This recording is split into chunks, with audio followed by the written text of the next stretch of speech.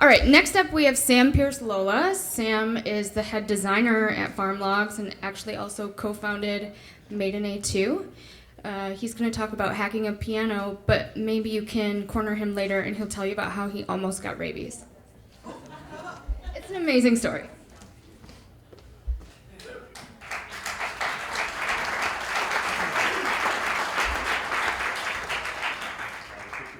Can you hear me?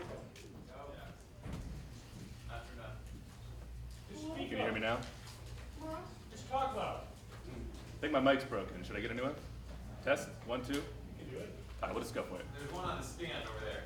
Here. Or there. Oh, I like these. Test 1, 2. I can hear me now. That was an awesome talk from Sarah when she was talking about going to work on a farm in Portland. I looked down at my shirt that has Portland on it, and I work for a farming software company, so maybe that was me. And I did almost get rabies once, but it wasn't from that hot tub. So I'm Sam. I also work in the Maiden A2 site, but I'm here just to talk about one of the projects that I've done, sort of as a side project. Just sort of like an instance of a creative process, and take away what you can. This is my piano in my apartment. It's my real piano. It works mostly like other normal pianos does, except I've modified it to make a few small changes. One, when you play a note, it doesn't just play the note, it also sort of knows what note you played. And there's a projector above the piano, you'll see it in a second, and it can sort of help you understand what notes you might want to play next. The goal is pretty much to teach people how to play piano. I'm going to sort of show how it works and how I built it, and a couple takeaways of the creative process. They say sort of it all starts with an idea. I don't really remember when I had the idea to work on this, but I do remember being in middle school, looking at sheet music like this, thinking, oh, fuck.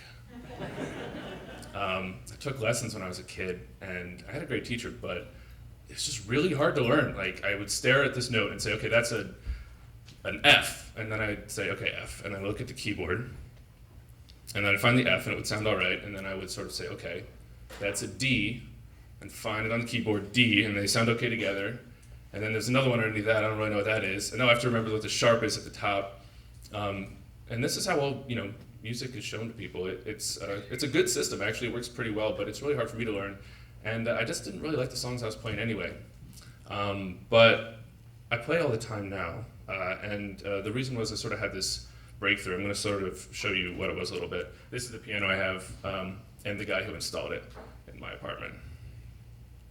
The breakthrough I had was I was in college, and I was looking at my parents' piano, and I had nothing to do, and I figured out that, if you play music, this is going to be obvious to you, but if you don't, this might be kind of cool. If looking at these keys is intimidating to you, if you play a C, you can pretty much play any C at any time, and they'll all sound good together. Here's what it sounds like.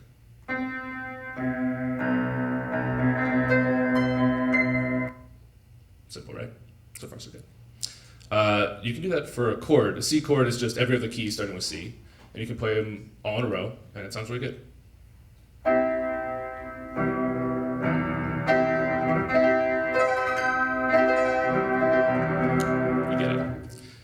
Here is where I started to have a lot of fun. If you move one of your fingers in that chord, just one of your fingers up or down, or it doesn't really matter which direction, you're going to get another chord, and most of the time, it sounds awesome. That's what it looks like.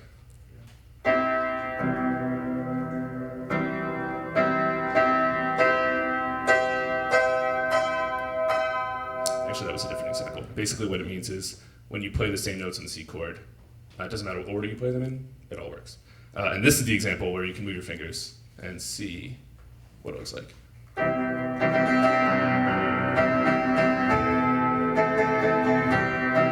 almost a song. Right? I was like, oh shit, this is cool. I'm starting to get it. This isn't anything on sheet music. And then I started to sort of play songs that I knew. By the way, this doesn't work for just C chords. This is any chord you can do this with. Basically, songs are just playing a couple chords like that with just moving your finger a little bit, and then instead of playing the chord in your right hand, you just play a couple notes of melody. See if you can recognize this.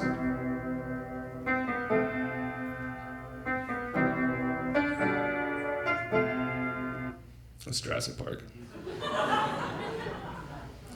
I felt like I cracked like a secret code, and I've been doing this the whole time, but it's hard to tell when you're looking at that sheet music that these are just like chords that have meaning. It's like, it was like the music of the spheres, like there's these beautiful ratios in music that exist in the piano, but if you're just looking at a piano, it just looks like a mess of white and black keys. There's even some drawings of piano in the green room on the wall over there from artists. They didn't even draw the keys right. It's like this just big mess. It's hard to tell. It's hard to see what's going on here. I can't look at that and see that there's a Jurassic Park in just those few keys somewhere. That's really hard. And if you look at how we learn sheet music, I mean, this is fundamentals of music theory on Wikipedia. I didn't even read it. I just took a screenshot and put it in the slides. I will never read this. All right, so I had an idea, like sort of a sense that I wanted to fix something and address something with this. And I do what I normally do when I have, this is like sort of the creative process for all the projects I work on. I do a voice recording in my phone because I can't write fast enough to get it down on paper. I've done it for years. I have a lot of these. One of the reasons I did it is because there's a productivity book called Getting Things Done, but one of the tenets of that is basically just, if you have an idea, if you have something you have to do, you should just get it somewhere that's not your brain, because you will forget things. And it's nice if you have to have like a pick-me-up, some exploration later if you want some inspiration what you're doing.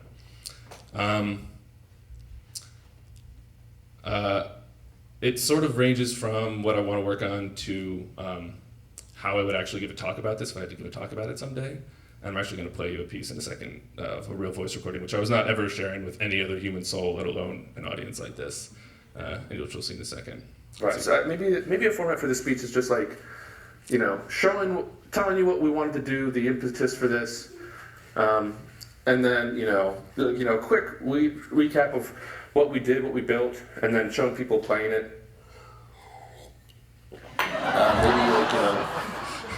Clips of. That's me in my kitchen. Most of what those talks are is like, sometimes what I'm doing that I'm really thinking like, all right, get this figured out. I'll change a lot. Like, everybody in the world will play piano. And I'll get a patent. Maybe I'll sell it or like get like some licensing deal with a Japanese like multinational company and like live off like the stuff that they, the money that they give me, and I'll like go to an island. I was talking about this with one of my coworkers yesterday. He's like, yeah, like they'll know your name by your first name, like Brittany. You'll just be like Sam. Like everybody will know who you are. So I dreamt big a little bit. And I do this with a lot of projects, and then I do I think what most people do after they dream big for a while, which is like pretty much absolutely nothing for about a year. But when I did pick it up again, I started to take apart my piano. Thanks for the people at the Art Center. We were trying to get this installed at the Art Center, which didn't work out, unfortunately, because of space. But I actually took apart their piano, too.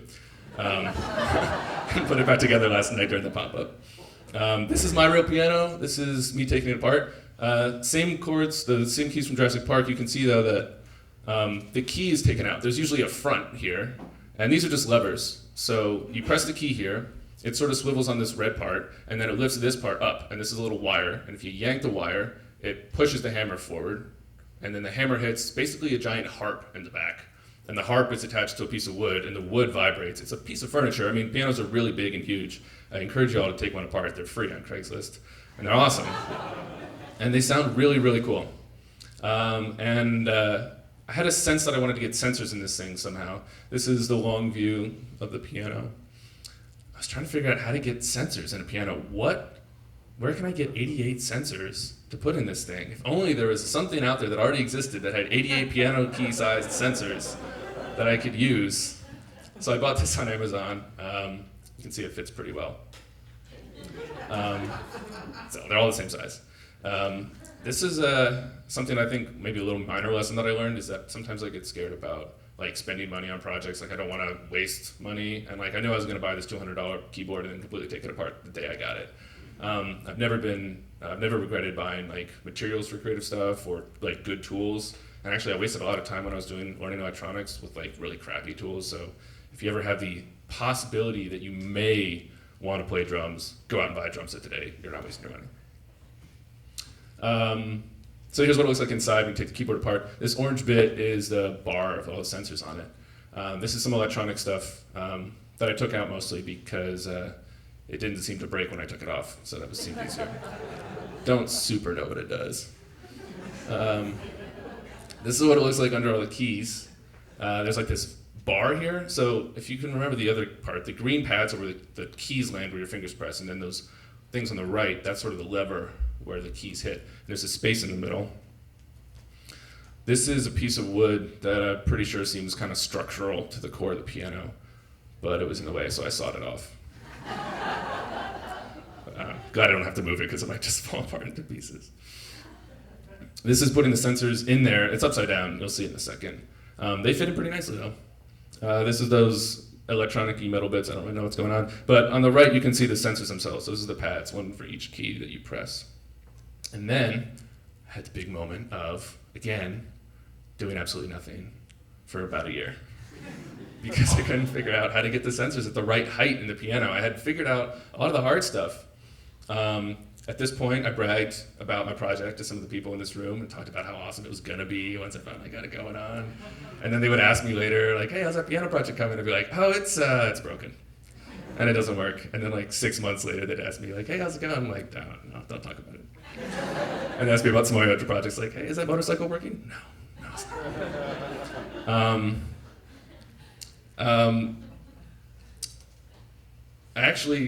I figured out how to distract myself by fixing some other parts of the project. There's a projector that you have to shine on the piano to make it actually work. So this is a ladder with a projector mount. This was not my idea, so I got some help from somebody else on this. You can see the whole mount here. This is the piano, the projector projecting onto the piano. It's not projecting anything cool yet. This is the whole piano taken apart with a bunch of wires and stuff, and the sensors all laid out on all 88 keys you can see. But I couldn't figure out how to get them at the right height because there's not much give in these little sensors, right? So you have to get them at just the right height, otherwise when you press a key it won't really work, and if you get them too high then you won't be able to press a key, it'll feel weird. I tried using styrofoam to get the keys at the right height. This is actually from like a TV that Heidi bought or something. She brought this into work, so thank you, Heidi. And the little numbers there are the numbers that say what key goes where, so when I have to put the keys on and off, which happened a lot, I know what to do. And then I realized, you know what, I'm trying to hack this too much. These sensors are not the right idea. I need to build these sensors myself. So I got an Arduino and I learned about this thing called I2C, which is really complex, and I still don't 100% understand, but I got these chips online and I made it so that I can detect 88 key presses, and I built like a web server that sent it to the piano, and I was like building these like magnetic sensors on the piano, and I spent a lot of time on this, and it never worked because even when it was working, it wasn't very reliable. So back to sensors. Now I have a better idea. I'm gonna get some wood from the hardware store. There's like my footprint of my bare foot in my apartment down there.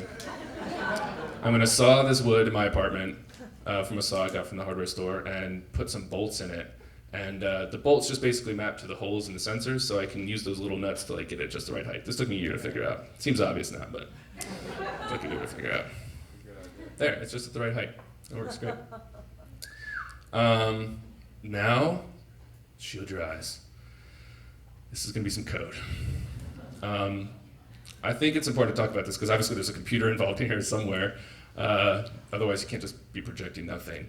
I use JavaScript because it's the only language I know how to write really proficiently, and it seemed to work. This is the beginning of the code. It's just a bunch of rambling comments. If you know how to write code, you know that this is a terrible idea. Also note, piano improvisation aid, copyright 2014. Which I don't know if that even does anything, but what's important is the year is 2014 that this was written. JavaScript here, this is some stuff that says how it defines like what colors the keys are gonna look like. These are some of the chords that it recognizes. This is generated by some stuff I wrote. This is the part that gets the signals from the keyboard itself. So MIDI keyboard goes to computer, and computer goes to projector. And this is the part that actually shows colors on the keys. This is used using a thing called D3. Basically, we detect what we want to show, and this is the part that renders it. And here's a little sample. You can see that this is the computer screen. It actually draws a keyboard of 88 keys of piano on the computer screen. And I'm going to show you it actually lighting up when you hit the sensors here. At the bottom are the key hits actually coming in. And at the top is what I want the piano to actually look like. It's broken on the actual piano, but...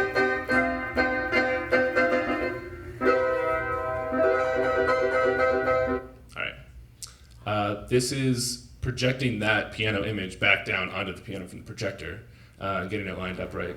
So you can see there's an image of a piano and the actual piano itself. We're just trying to slide it in place. This is pretty exciting.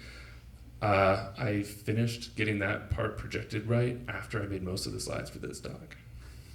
So again, it was a little bit delayed. This is a really cool moment. This is a song, playing a song by just hitting the keys that are lit up. It's one of the uses of the piano, but it was pretty cool. Take a look.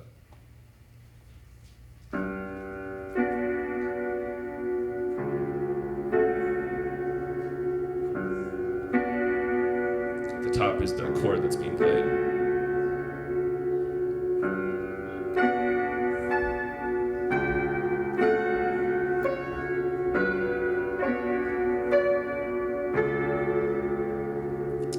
Thank you.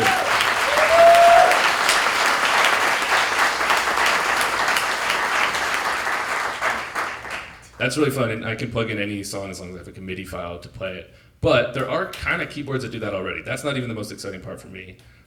This is a little harder to see, but this is what I think is the really cool bit. The goal here is not to teach people how to play a specific song. The goal is to help them understand the bones that we talked about at the beginning. So there's a lot more, I think, to do, but one thing that the piano does is if you're in a different mode where it's just sort of a free improvisation mode, whatever you play, the other keys that you could play along with that key that will work will light up.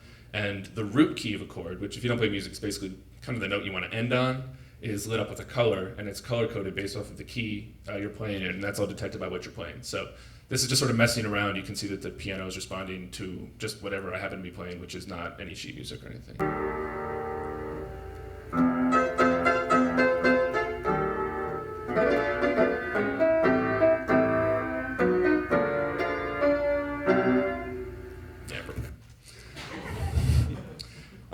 There's a few more things I want to do with this. Obviously, like the improvisation stuff is really cool. The chord progressions and helping people understand what chord progressions to play next are really important to help them improvising songs. Yeah, I mean, there's a lot of other things I could talk about if you want to talk to me afterwards. A couple ideas about like why this is even a worthwhile project. I think learning to play music is worthwhile. If you're a creative person, if you play music, I think you'd probably just agree with me. If you don't agree with this, I don't really know what I can do to convince you. But it's true. It is true. It's worthwhile for a couple reasons. It's fun to play. It really is fun. It's a means of self-expression. I was talking to a friend who said he was depressed because he didn't have like an art. He hadn't done anything. He hadn't made anything. And he thought that he was lazy, and he was, because we are all lazy. But wouldn't it be cool if learning to play the piano wasn't that hard? If even lazy people could do it? Photography used to be really hard. You had to like get a camera and go to a dark room to develop photos, and then there were stores, and there were better cameras. Now there's Instagram. It's so easy. We live in like the golden age of photography. It's beautiful. But creating something isn't enough. This guy is doing an awesome job with painting. He's probably learning a lot. Just like somebody who plays a piece in Bach is probably learning a lot about music. But if art is an emotional idea, he's not taking his own ideas and putting them to canvas. He's using somebody else's ideas. And that's great, but in piano, that kind of seems to be the only way that people show their music, which I don't think is cool. And that's why I want to build that second piece, the piece that helps people improvise, because I think people's own music is the thing that's really going to help them learn. Okay, learning to play music is worthwhile. If you're going to do that, you have to have deep understanding about music theory. And I don't mean like what everything is called, but like note ratios, progressions, harmonies are sort of basic concepts. You don't even have to know the names of them. This is a guy who has terrible form and a broken instrument, but it doesn't matter because he's Dizzy Gillespie.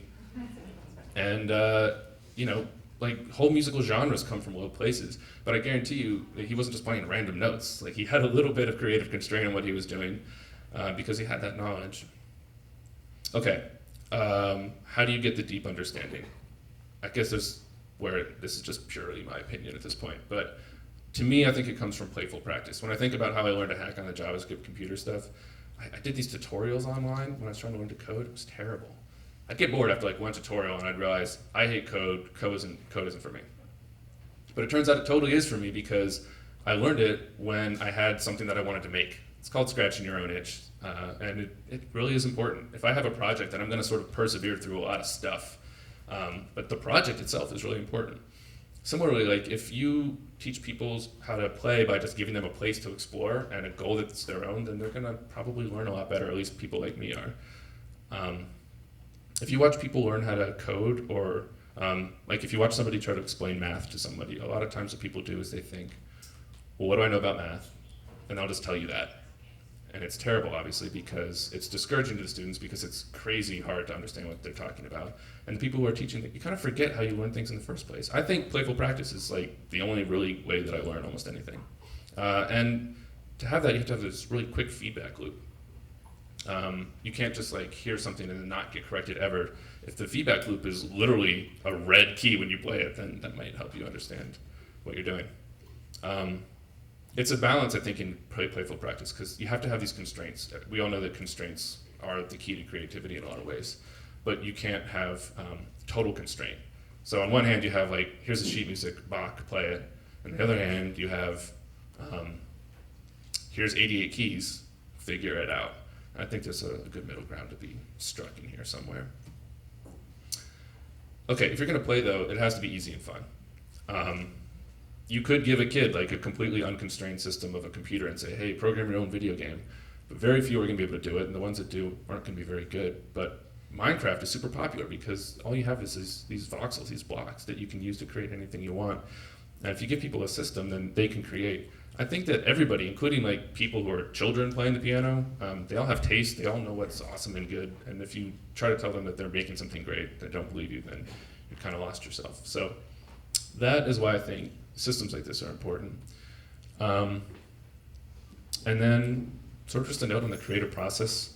I've been a little self-deprecating about being behind deadlines. Thank you for your patience, Heidi. And like waiting a long time to figure this stuff out. If this was my job, my boss is in the room actually, he would not let me get away with that, nor should he, but creative, like purely creative side projects, I think are a little bit different. The creative process is messy, and as a lot of people have talked about, it's full of like these moments where you sort of lose faith in yourself, or you have way too much faith in yourself, or you make mistakes, or you forget, or you drop off. I was trying to figure out how to summarize my thoughts on this, and this is the best I could come up with.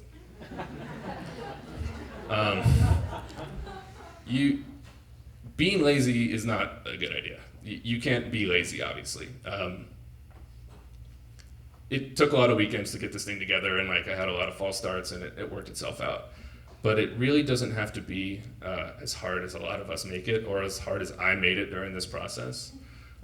It's okay to relax a lot of the time, actually, like maybe even most of the time when you're working on this stuff. It doesn't have to be nearly that hard. I mean, first of all, we all know art is derivative. I'm not the first one to point a projector at keys. I haven't seen anybody do it with the real piano and do the improvisational stuff, but that's just like one little eking step forward. I was too lazy to learn how to play piano by reading sheet music. I was too lazy to build my own sensors. It turned out to be the right deal. I was too lazy to finish this thing for like a couple years, and I'm still here speaking about it, and it actually works. Hackers talk about this a lot. Like, good hackers, people who build software, are lazy because they use other people's tools and they build on that. So you can chill out a little bit. Here's another way to think about that. This is a surfer in like a gnarly tube. It looks awesome. I've never done that before, but it looks really cool.